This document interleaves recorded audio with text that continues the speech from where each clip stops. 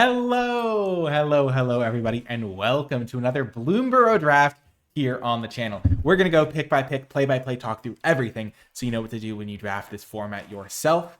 And huge shout out to Wizards of the Coast for giving me a free preview account so I can get this recorded early. This is going to be awesome. Whew. Well. Look at what we have here. A pack. Our rare is Fabled Passage, so it's a land, basically like an Evolving Wilds and limited most of the time. Not going to be a high priority for us.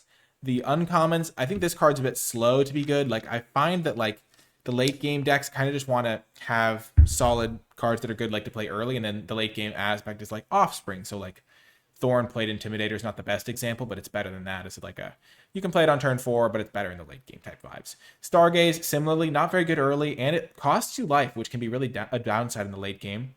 And I think I'm going to take Curious Forager out of this pack. So in the mid to late game, you just get a nice little value piece, and in the early game, you can play this as a 3-2 if you need to. So kind of the exact sort of card I was talking about.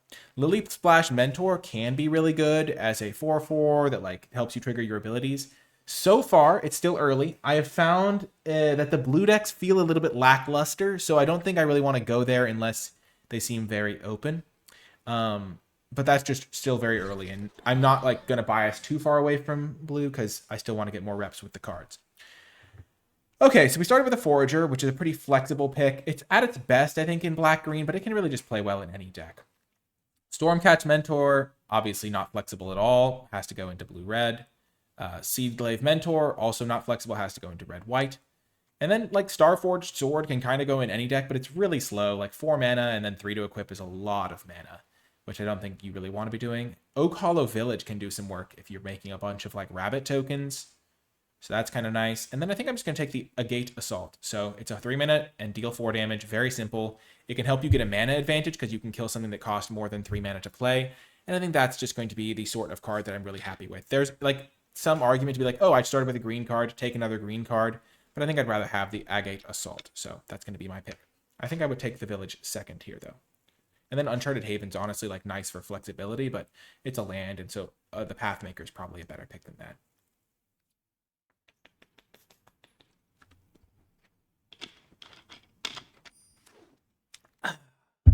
Okay, so we started green card, we got red card. Now we see a pack that has a blue-green card, a strong mono-green. So this is the same one we saw earlier. The 2-mana 2/3, so a nice, like, early drop / like, sometimes synergy piece in this, like, blue-green deck. And then I think Take Out the Trash is going to be our pick. In red decks, Take Out the Trash, just 2 mana, deal 3 every time. In red-green specifically, there's more raccoons running around, and so you can get that filtering, which is really nice. And I think that's what we want. As I was saying, interaction is really nice. It helps you if you're on the back foot. It helps you if you're on the front foot. Creatures sometimes aren't as helpful on the back foot because then your opponent's removal gets to be leveraged. I'll just hover over this card. And so I think I'm going to take this over the 3-tree Scribe. There's also a benefit to taking a red card after a red card second because, like, I first picked this card. There's no indication green is open. I get past the Agate Assault. I get past the Take Out the Trash. That's a little bit more relevant as a signal. Whereas Curious Forge is not really a signal. I mean, I am getting past some green cards, so it's a little bit less like, okay, just like set in stone, but that's some logic there. And as we can see, there's a raccoon here already. A really good one, too. This is one of my favorite commons in green. Just a really strong card.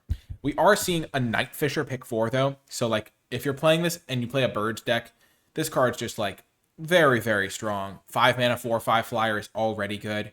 And then you just play another bird and just start making tokens. That's just really good. I'm still tempted to just not take it, though. Like, this card's really strong and objectively very good, but I think it might just only be really good in, like, a blue-white deck. Like, 5 mana, 4/5 flyer just ain't what it used to be. Like, I think it's really good, but I think I'm just going to take Baker's Bane Duo.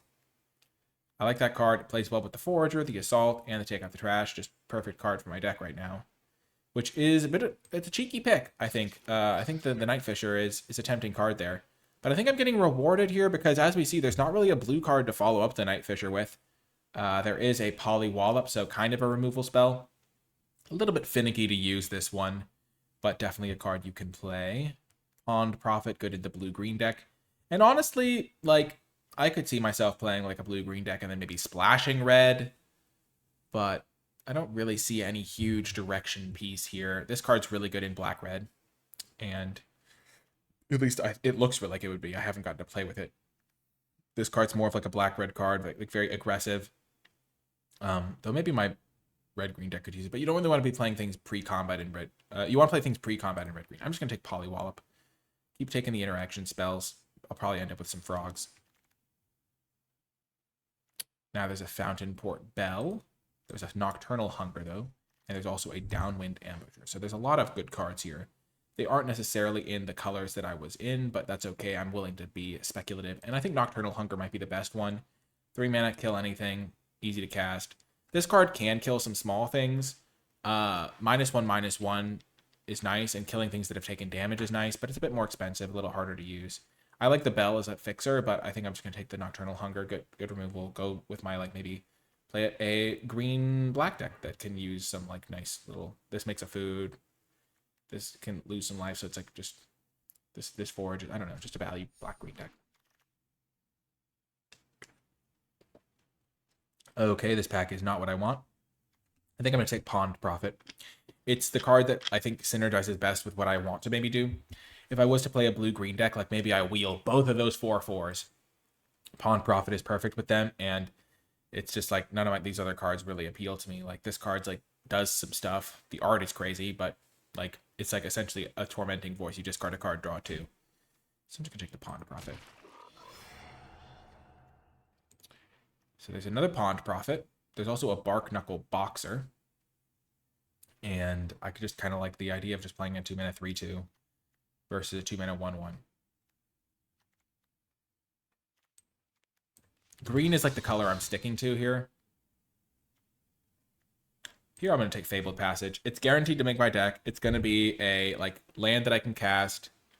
And yeah, I think it's just going to fit nicely. This card's good value if I do go black-green, but I just like getting guaranteed fixing, especially because I have some very splashable cards. Like, I could easily splash Nocturnal Hunger in any deck.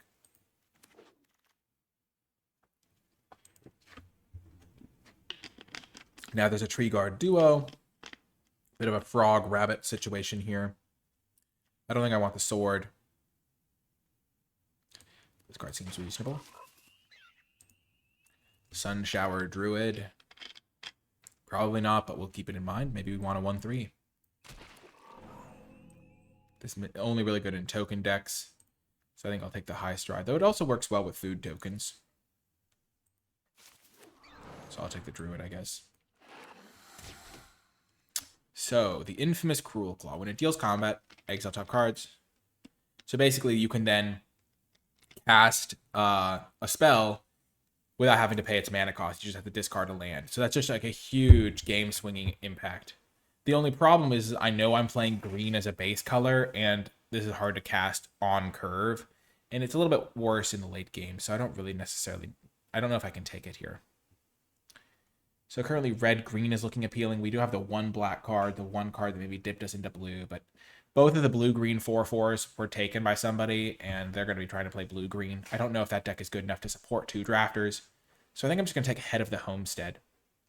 I absolutely love this card. You get 3 bodies for 1 card spread across. You get 3 bodies and it's 5/4 worth of stats, which is just good. It just helps you stabilize. It helps you if you're trying to be aggressive. It just does everything you kind of want. I think it's just better than this card. This card's just a really nice one. Now there's Wandertail Mentor. I really like this as well. Early drop that ramps you, gets you all the stuff you need. Mabel is also like a good card in a mouse deck, but I'm not playing a mouse deck. And this card's good with some tokens, but I think this is a pretty clear Wandertail. Okay, now we see Alania Divergent Storm. This card looks sweet to me in like Commander, where you can like make an ally by giving them stuff. But this doesn't really do as well unless you have... I mean, I have some good instants and sorceries to copy, but I don't like gifting my opponent a card. This card seems like it is a bit too slow. I don't like having to discard my hand. I like the rabbit. I might just take the rabbit. I don't know what else I'd take here. I could take a Treetop Sentries.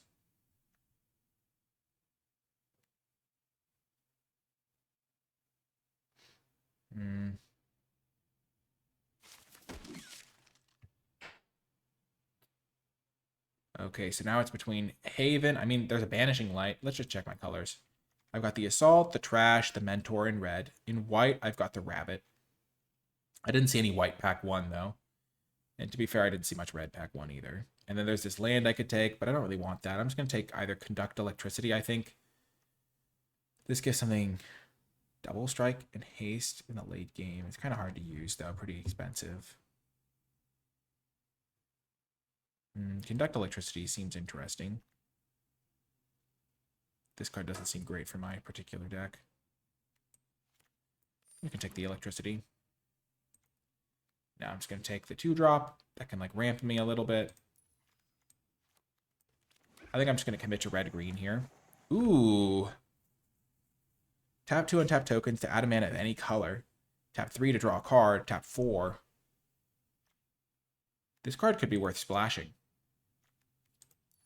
Tokens, tokens, tokens, tokens. This makes a token. This makes 2 tokens. I'll just keep an eye out for tokens. I don't think, like, missing out on a paw patch formation is going to, like, be too costly here. And this is, like, the sort of card I can just play in the late game. Rabid Gnaw is fantastic. Really good removal spell.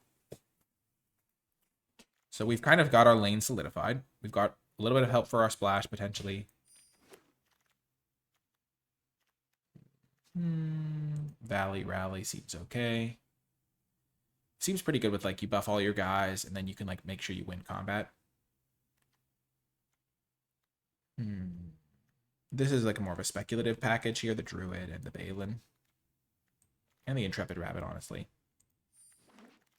Kind of like Valley Rally as well. Ooh, nice. We get this guy. I like the Rust Shield Rampager. It's a way to make a token and a big body. Plays well with fight spells. This card's really good with some things, but I think I'd rather just have the Hazardous Herbalist. Buffs creatures can give tokens Death Touch.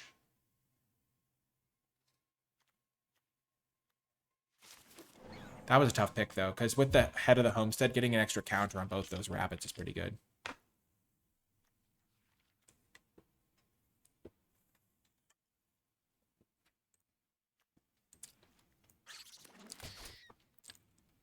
Just going to take some green cards. Wow, last pick Rampager. What a gift. Okay. So, we're playing red-green. What do we got? We got a Raccoon Rallier. Honestly, not the worst. Seems like it can do some stuff. This is just a better card, though. I think 2-drop that can filter you and help you find, like, more action in the late game. It's not really a red-green card. Like, I mean, red-black card. Like, sure, you can play it better in red-black, but it's still just good everywhere. And I wouldn't mind a Haven, but the Balin package is not looking too appealing right now. So I'm just going to take the Gecko.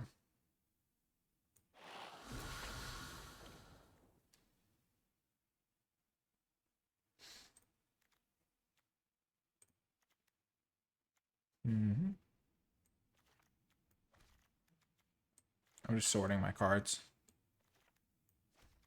Perfect. I get Assault. Nice removal spell for my red-green deck. I don't think Heirloom Epic is for this deck. I think it's more of a tokens payoff, but it is a cute card. And then this card may be good for ramping, but I'm just going to take it the Assault. And then continue with my sorting. So I'm getting all my removal spells over here. Polywallop currently not looking necessary. I don't know if Treetop Sentries is good enough for my deck. Forager is kind of going to take that role, I think. So I've got 1, 2, 3, 5 good 2-drops. The Hazardous Herbalist is not really what I want necessarily. But I've got a lot of good options here. Like Collector into this thing is pretty good or whatever. He says as he picks up another Collector. Collector plays really well with combat tricks. I just don't really have any right now. Let's see. Do I have a untap card?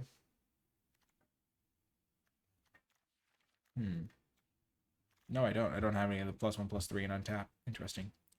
Sunshower Druid's pretty good with Brazen Collector. His first strike.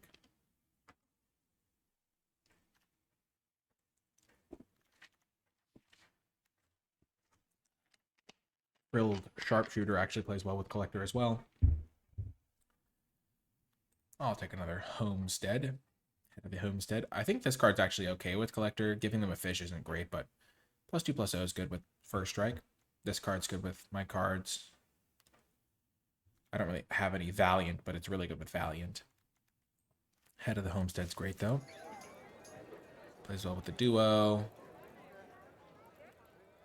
Balin. Do I want to splash? I don't really have great tools for splashing. Like, if I find one more land that can get, like, any color.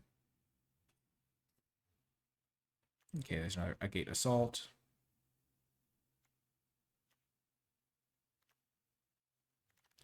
I'm pretty happy to just keep taking these. I don't think I need Conduct Electricity necessarily. I really don't need Polywallop. Because I don't really have frogs, and these are just better.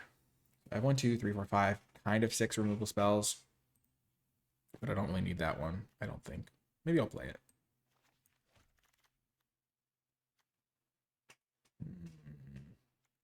So ping something, draw a card.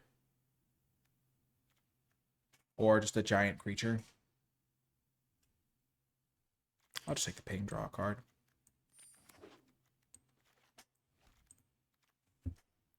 I'm trying to build a deck of like very strong individually.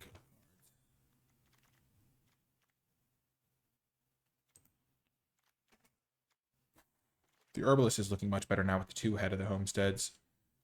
Reptilian Recruiter. I don't really have lizards. I have 1 lizard. I'm going to take another Herbalist then. Bit of a combo, I guess. And now we get a pick 8 Wandertail Mentor.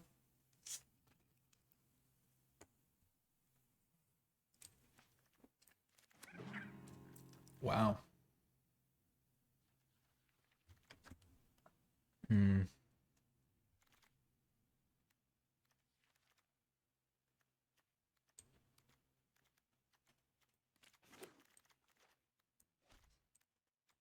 Sure. Treetop Root Weaver.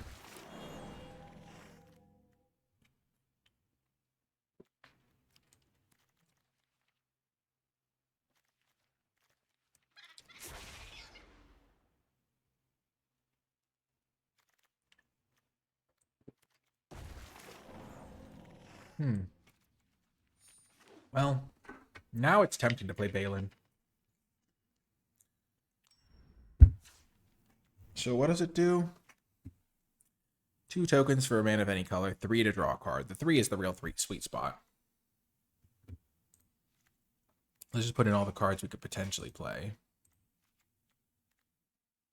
Okay, so if I played 1 Plains, I'd have Plains, Fabled Passage to go get the Plains, and then 2 Root Weavers to kind of help me out. And then I could discard it potentially. I have this to make token.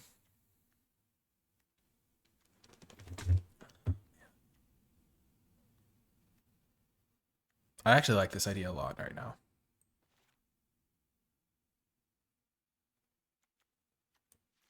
I'm not going to play the rabbit, though. I'm just going to play 1 Plains.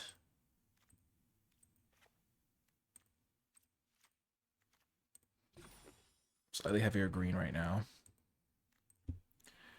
And then here's how I'm going to make my cuts. I'm just going to cut, like, Valley Rally.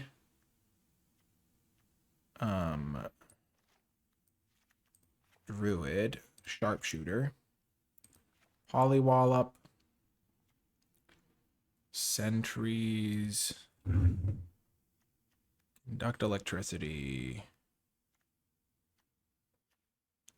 Because I have a few ways to like discard the Balin if I do draw it and it's bad. But this makes a couple tokens. I've got these that make tokens. And I really like the Starforged Sword here actually, because I might just need a way to like win the game with after I get like a bunch of things into play. Actually, I'm just gonna cut the sword. It's just so slow. I'll just kill their stuff and attack past them.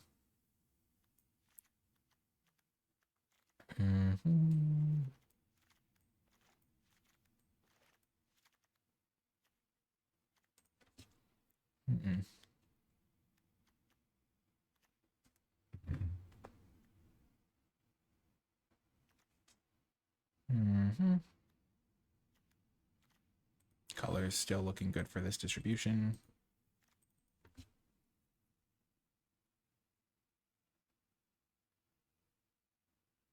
Balin. Yeah, Balin's not actually looking good enough, I don't think. No need to like jeopardize my mana for no reason. For some reason that glitch is now easy fix. Creature count 17. I'm just going to add in a conduct electricity. This thing plays well enough with the tokens anyway. I'd rather have that than a Polywallop, I think. I'd honestly maybe rather have a sword than either of those, but I think this will be fine. Good on all ends. I could even consider Valley Rally. But I think this is going to be the best, most consistent build I have. This card's tempting. Very tempting.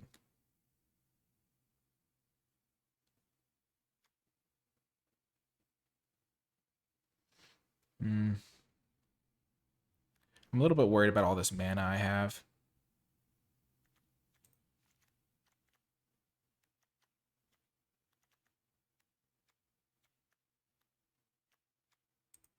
Okay, we're going to try it like that. Cool. I'm excited to see how this does. I will make Wandertail the art. And okay, well, I'll do that later. I'll see you folks in the games. Before I get to the games, I want to give a huge shout out to all of the people who support my channel at patreon.com/NicolaiBolas. It really does make a big difference, and it really helps me continue making as many videos as I do. If you're interested in becoming a patron, you gain access to some cool rewards when you do become a patron, like my card-by-card draft tier list for Bloomburrow, where I've graded every single card in the set on an A through F scale, as well as a new Patreon reward, the Format Thoughts Doc, which is where I keep track of a bunch of thoughts I have on the format, like individual cards, the archetypes, big picture, things like that, and that'll help you really get a leg up on the format as well. I want to give a special shout out to those patrons who do support at the credits level. I really do appreciate each and every one of you. But without further ado, let's get to the games. Welcome to round 1.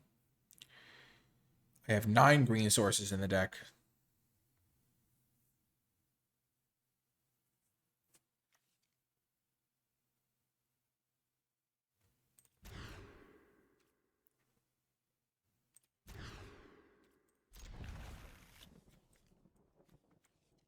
That sucked.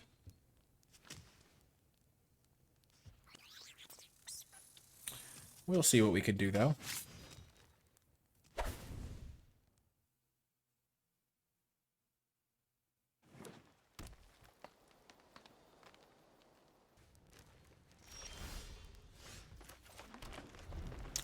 This into this is a really good start.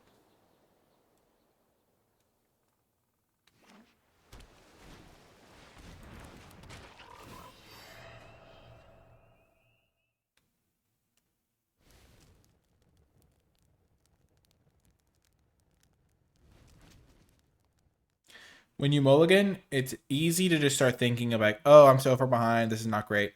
But like, it's also very easy to start thinking about, okay, I'm going to get value here, I'm going to get value here, I'm back. And that's kind of what my mind's at. Like, okay, well, once I playful shove this thing, I get a 2-for-1 back. So even though they started up a card, they're only up 2 cards, they're only going to be up 1 more card.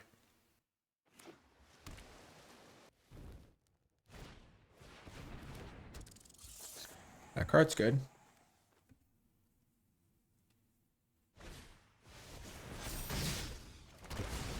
Wow, they gave me the fish.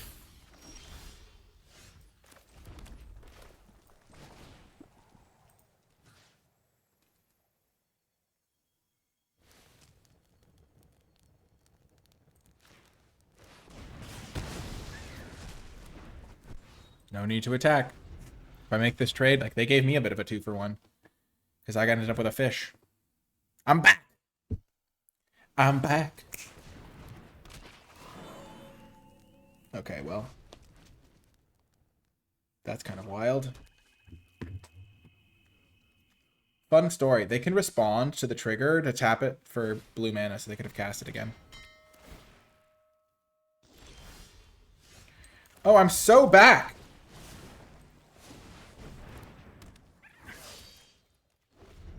I'm so back. Oh my gosh, it's a low resource battle. We both kind of have enough lands. Like, the land that I put to the bottom, sure, it would have been good, but like, who needs it?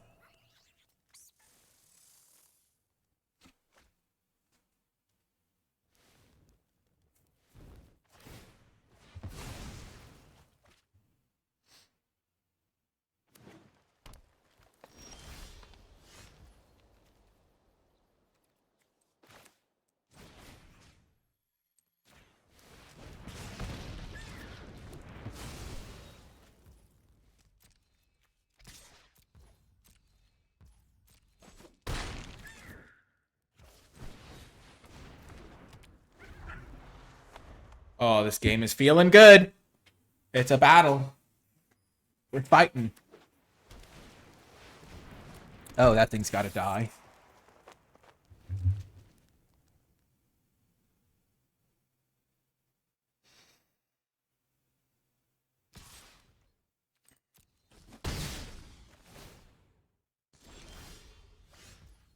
It's got ward 2, so yeah.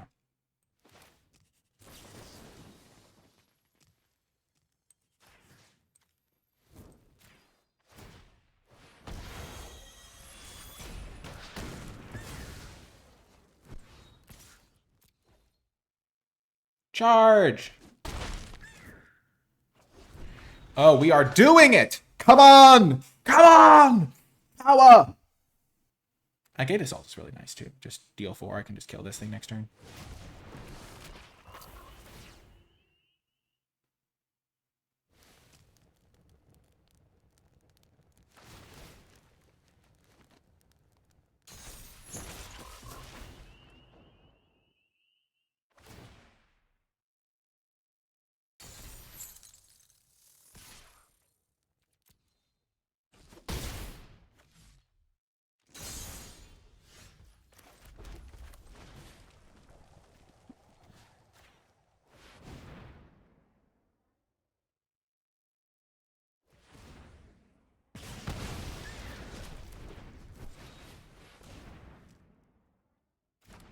Battling. So they have 1 extra card in hand, 1 more land in play. But I have a big creature. But we have a Hulk.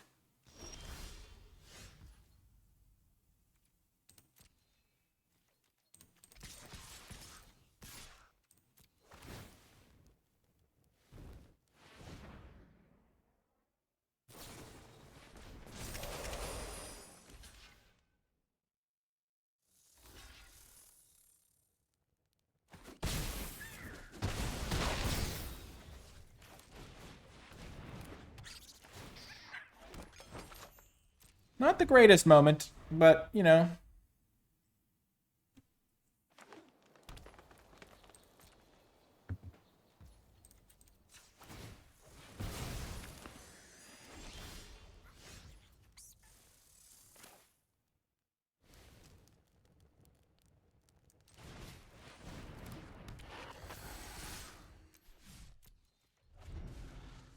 That was an okay draw.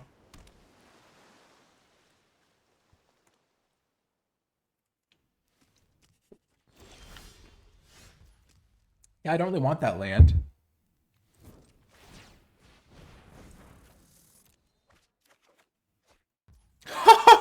Oh, yeah, baby! Oh, yes. I don't really feel like giving them a fish either.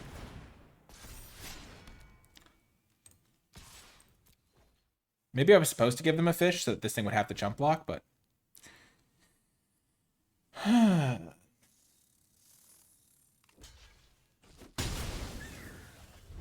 I have 8 power in play. I just equip this to something and win. Yes! Oh, the mulligan to 5! We did it! Boom! Oh, what a win. Let's go! Oh, never give up. Never surrender. Fight to the end. Oh, that was such a good win. Let's go. Welcome to another round. Easy keep. We've got our Playful Shove 2-for-1 value card. We've got our Collector into Rust Shield Rampager, hopefully. Our deck is so sick. Let's go. We fight till the end.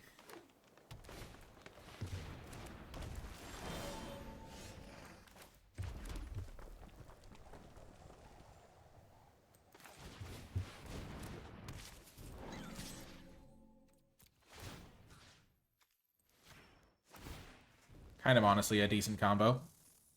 The fact that they played a 1-3 is kind of bad for me, but you know. At least I have some way to rectify it. Ooh, they are ramping. They're getting up to something.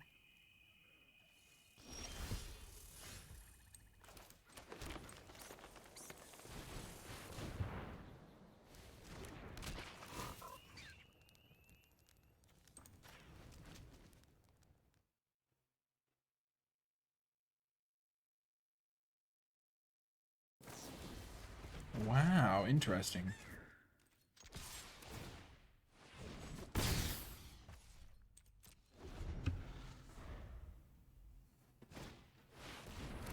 Well, that card's pretty dang good.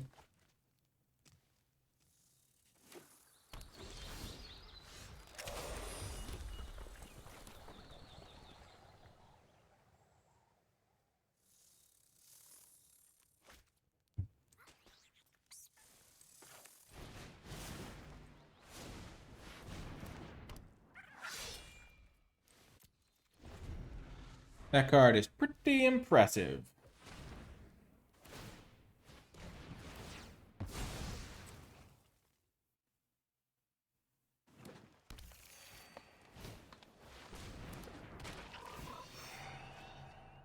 Doesn't have ward, though.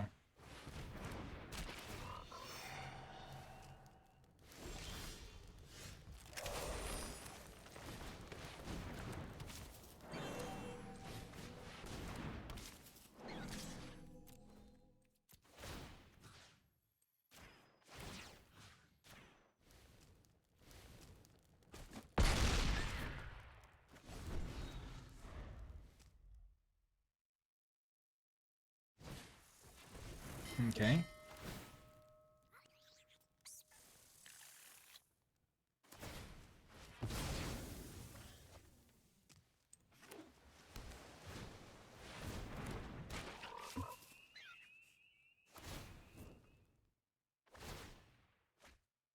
Ouch.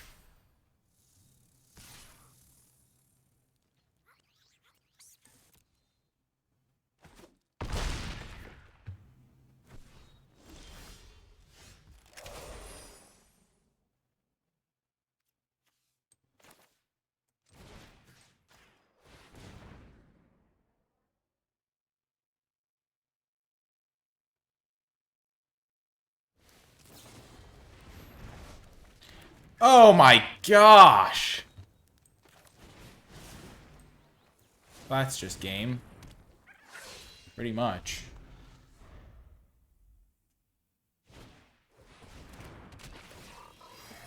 Yeah, I kind of just want to concede. Like, this thing is just over. Yeah, they got me. Ouch.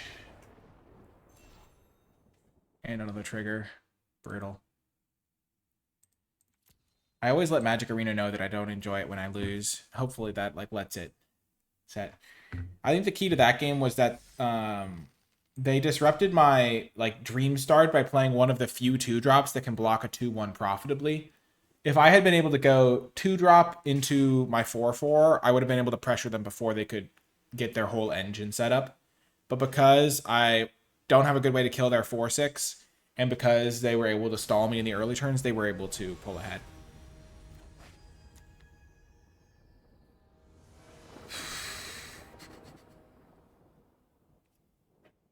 Okay, nice little keeper here.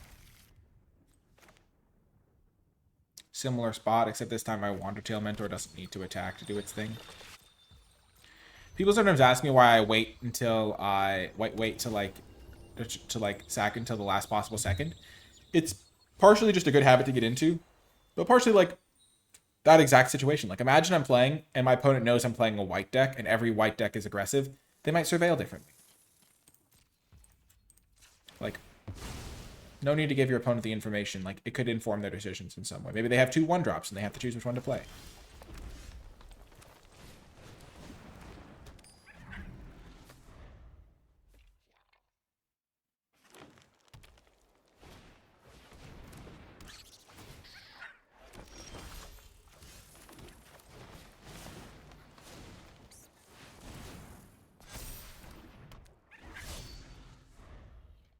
I really like Playful Shove.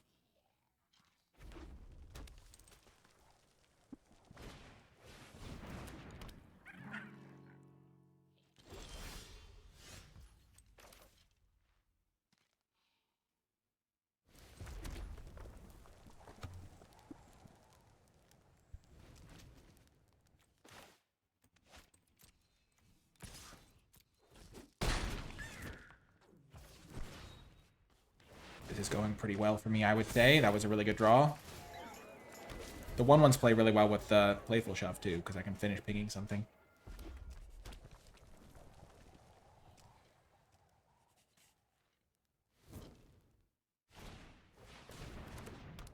Oh my gosh.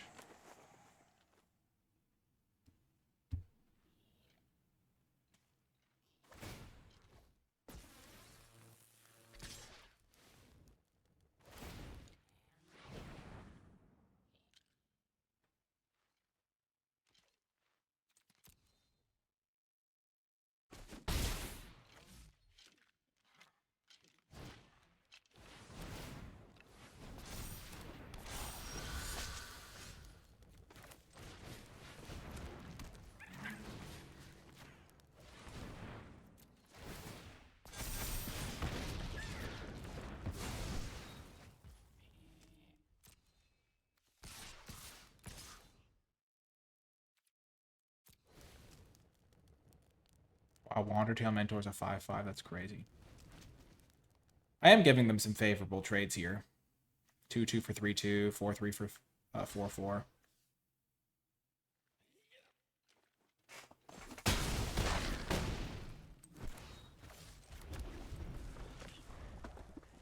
I want to hold one card because remember I do have the way to discard a card to draw a card.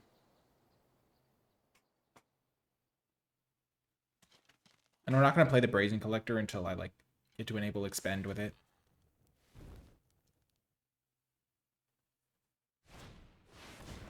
Nice.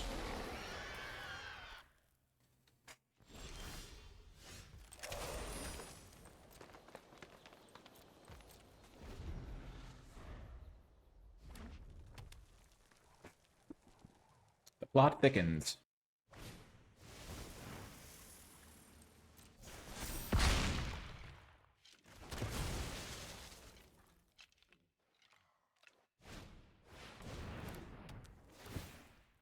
So they're out of cards, but they're at like 13, so pretty stable.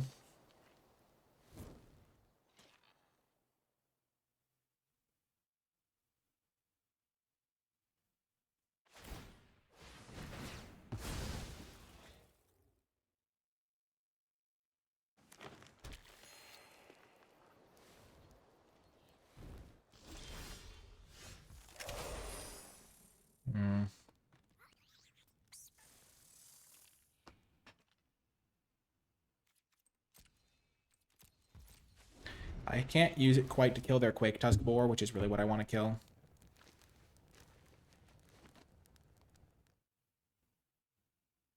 But if I grow my Wandertail Mentor, then I can use it the next time I use Expend.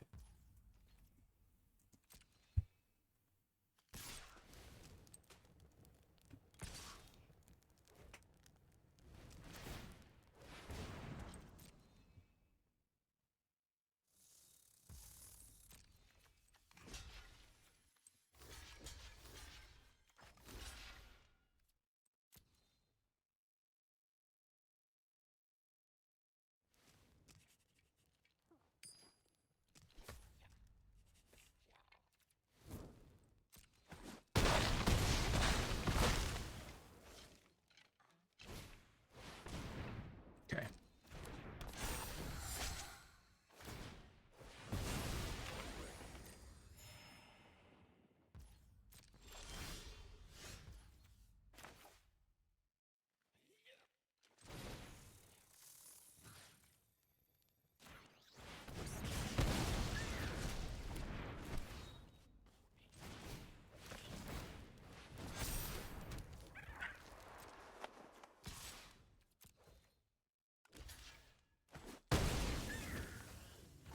I'm stunned that they jump block there.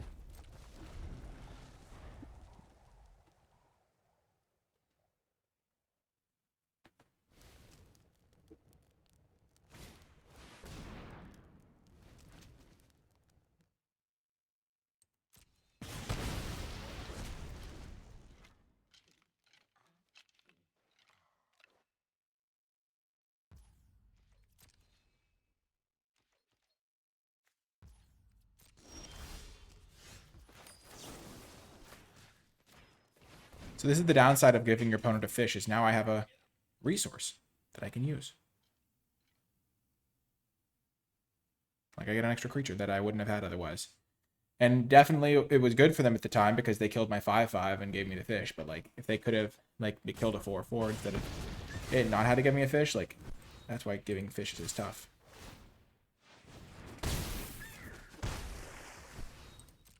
I guess I could have technically attacked and saved a mana. Here we go, though. Top deck war. I'm definitely ahead because I have 2 creatures. They have to...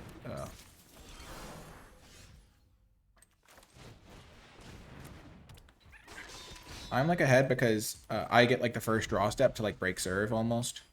We both have 8 lands in play, pretty much. Okay.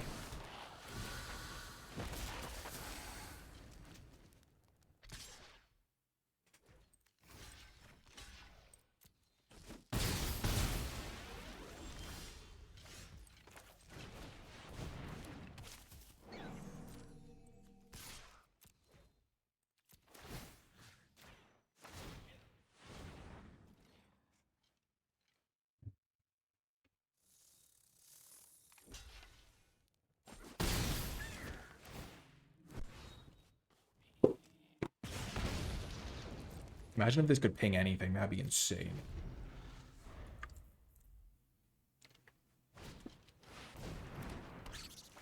Man, I really love how they always draw a spell.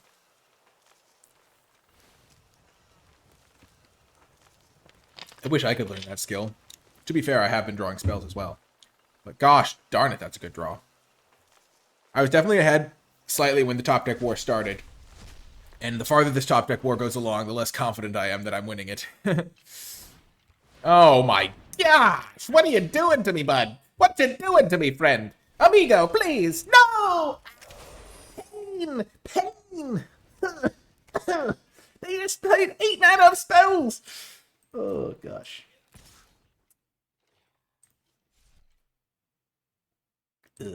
Gosh. Oh boy. Oh boy, boy, boy, boy, boy. Oh no, they drew another spell! Oh, the pain!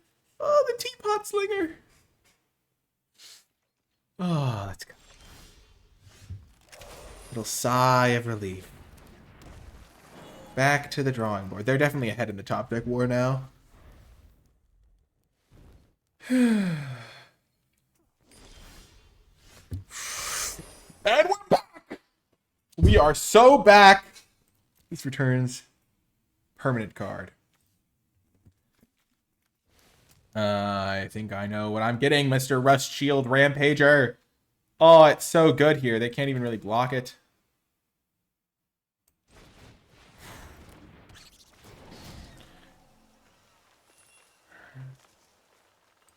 Exile, exile.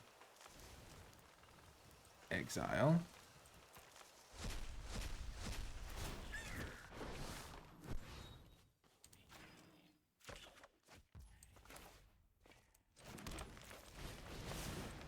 Boom! And the token's really good because of the hazardous guy.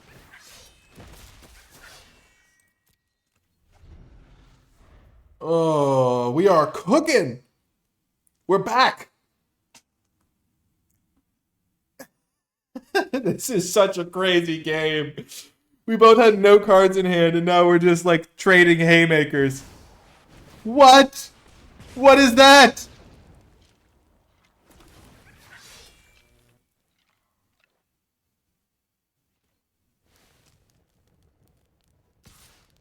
This game was so interesting, and then they played Kindred Charge, which is also interesting.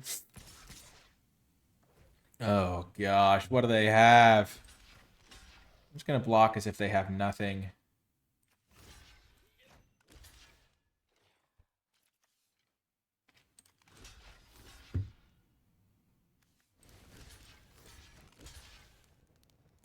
For 2 mana, I don't think they can have too much craziness going on.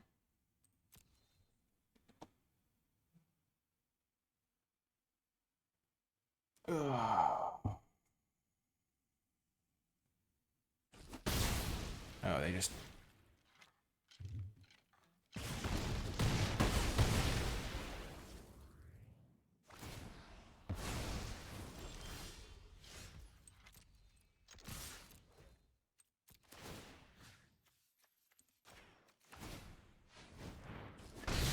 It would be really funny if I did the math wrong and then died to a haster.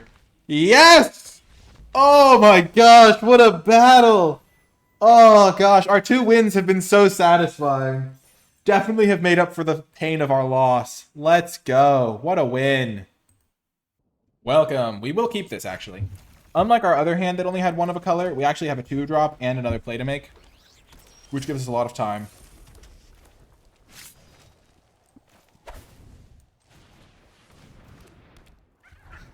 This should be good.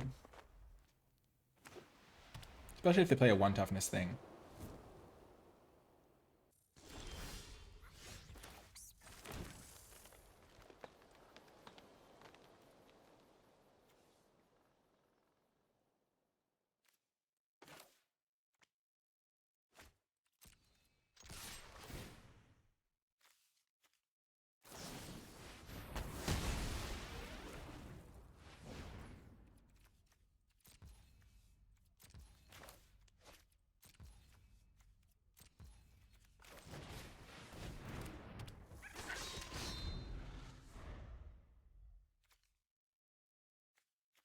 Sonar strike.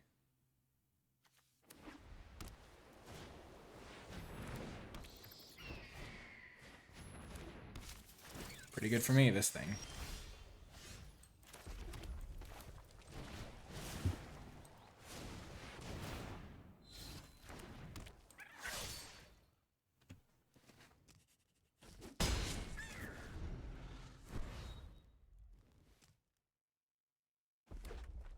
Playful Shove has been really good. Also, Life Creed Duo has been really nice. I've liked it a lot.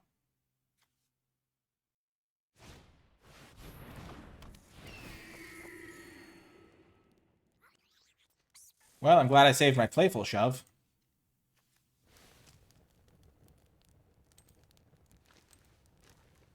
Not being able to look at graveyards yards as a glitch is kind of annoying.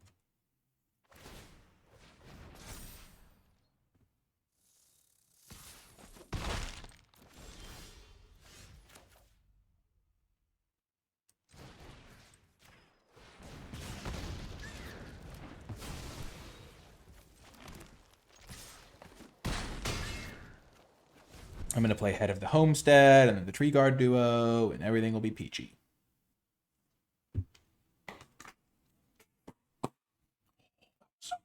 Sorry.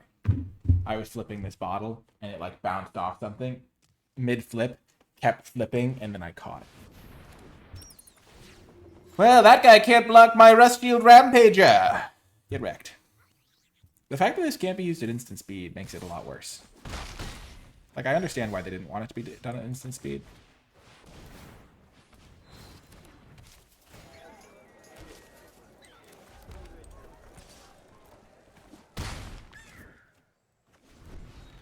This thing's evasion is so relevant. It makes it so much harder to block.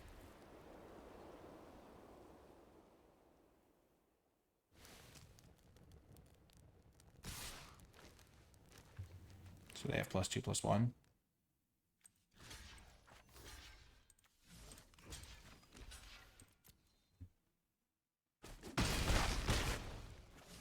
Or a board wipe.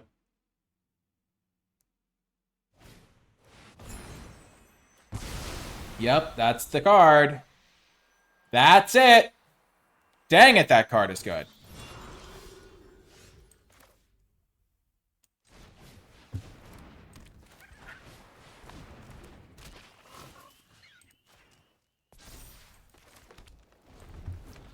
I think playing both my guys is better here. I don't know, though. I don't have a lot of stuff to do right now. If I do draw an Agate Assault, though, it lets me attack for more damage, which is important, I think. Gosh, as soon as they attacked with that guy, I knew they had this stupid invocation. It's so hard to beat. That card is so good. They did gift me a card, so they got me a little farther into my deck.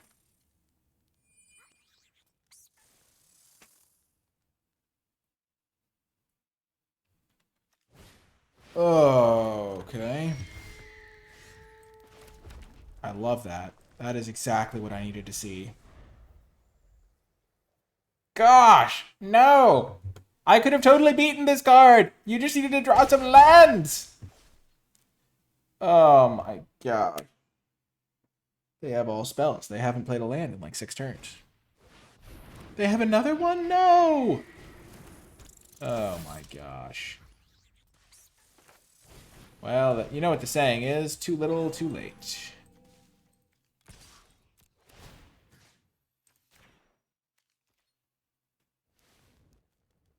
Yeah, you just can't win games of Magic when you draw 9 lands and they draw 5, including one of the best board wipe sweepers in the set.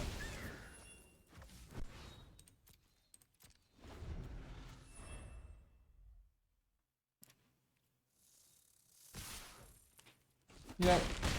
Oh well, we tried. I mean, that one was just outside my control, I feel like. I couldn't have really played around the sweeper, and the Flyers were just too good with it. Anyway, 3-2, pretty good record. I forget if I mentioned this, but I am only playing 5 rounds with the deck. Oh, no, 2-2. I get one more. But yeah, I am only playing 5 rounds with the deck. Let's hope we can end with a winning record.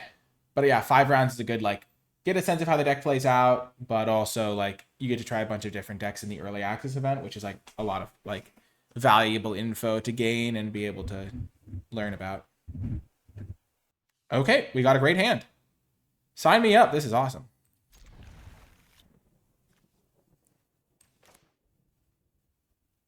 Oh my gosh, look at this little brook. And there's like a paw print here.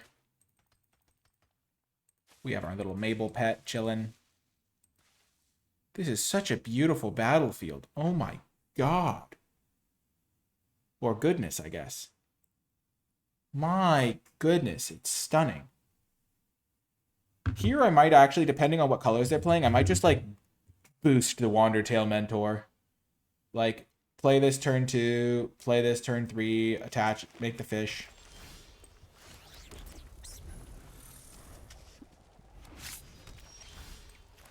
Yeah, red-green is definitely a color combo where that's good against it. No, they're gonna kill him. No! No!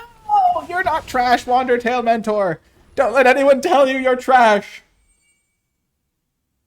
Oh, man. I was gonna be hitting him with a 7-7 or 6-6, I guess. Be mana efficient to get the hazardous herbalist out. You can't take the herbalist out with the trash. Poor Wandertail Mentor.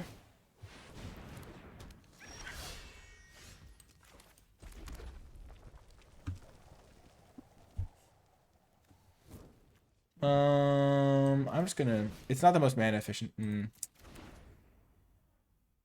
There's 2 lines of thought here. One is to be mana efficient and play the Rust Shield Rampager, so that if things work out, I can draw a land, I play Baker's Bane and the Assault. The other one is that if they have a fight spell, I can kill this, and then it won't matter if they...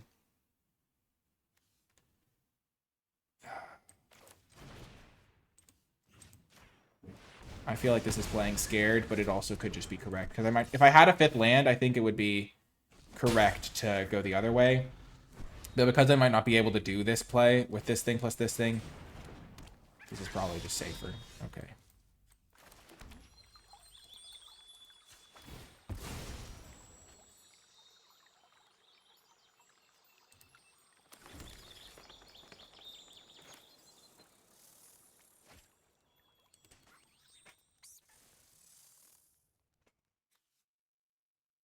+3/+3. I am going to gift it. I'm going to experiment with this gift. My 4/7 can now block this guy. Even if they expend it. They can't use a fight spell to kill it. At least not pre-combat. Huge.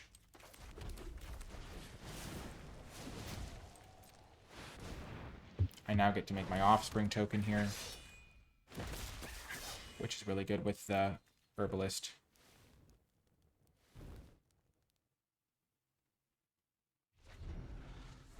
I know I could have attacked there, but I'm afraid. Oh, if they have the fight spell, I'm going to feel like a genius. Oh my gosh.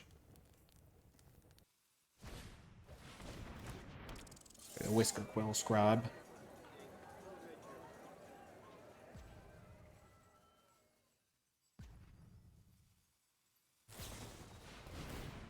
Oh, they had it. Oh, I'm so smart.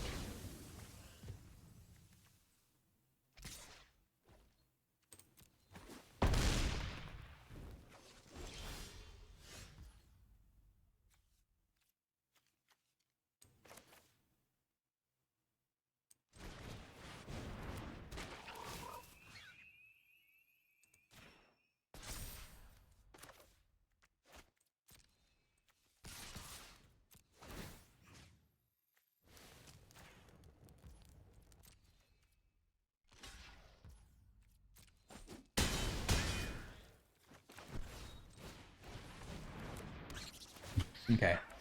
I'm in relatively good shape.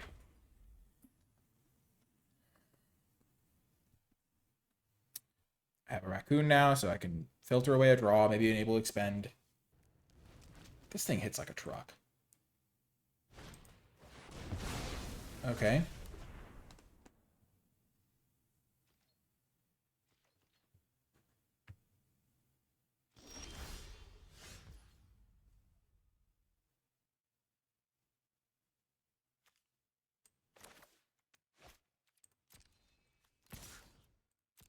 They can't even block this with their little whisker quill scribe. The herbalist being very clutch here.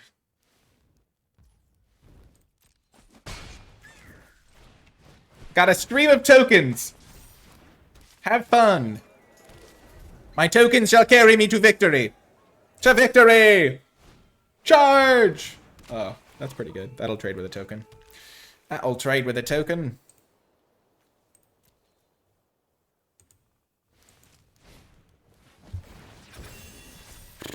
Oh, no. Oh, they had a second one. Yikes.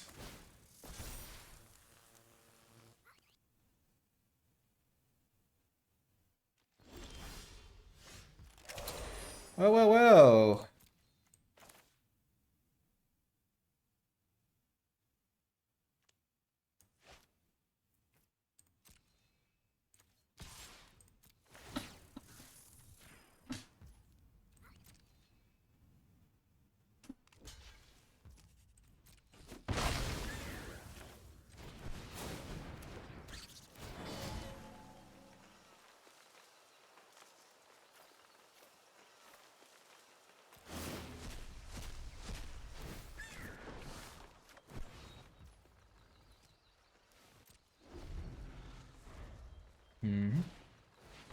Wandertail, nice.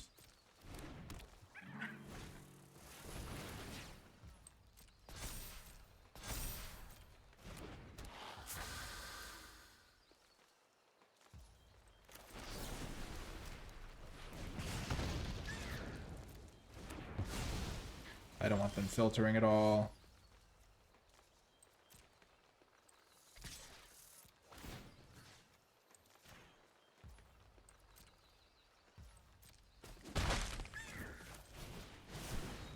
Honestly, this Hazard Herbalist is like winning me the game right now.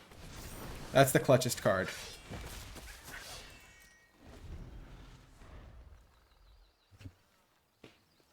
And their Agate Assault killing my equipment was a huge deal.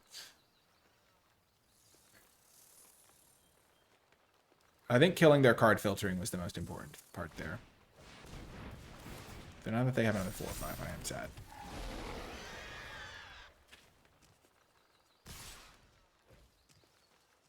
Well, that attack just loses them the game.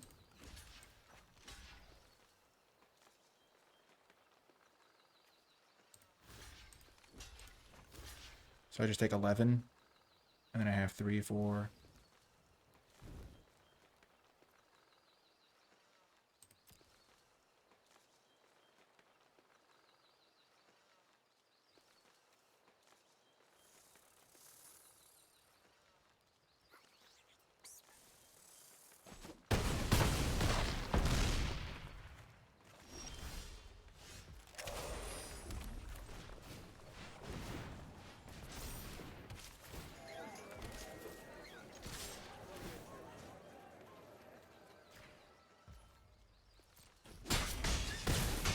Got him! Nice!